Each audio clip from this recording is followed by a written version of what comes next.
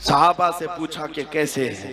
सहाबा ने कहा ये मस्त और दीवाना वार लड़ते हुए ऐसे घुस गए और नरगे में फंसे तो सामने से, दाएं से, बाएं से, पीछे से इनको इतना मारा गया, हर जख्म पर चिल्लाते थे अल्लाह अकबर, अल्लाह सबसे बड़ा है।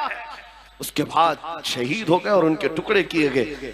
साद इब्न अबी वक्कास टुकड़ा उठाते हैं और कहते हैं मेरे अब्दुल्ला, कल मैंने भी दुआ की थी और तूने भी दुआ की थी, मेरी भी कबूल हुई, तेरी भी कबूल हुई, लेकिन कसम रब्बे सुल जलाल की, मेरी दुआ से तेरी दुआ कई दर्जे अफजल है, इसलिए कि हुजूर की मोहब्बत में मारना और है, हुजूर की मोहब्बत में मर जाने का मजा और है।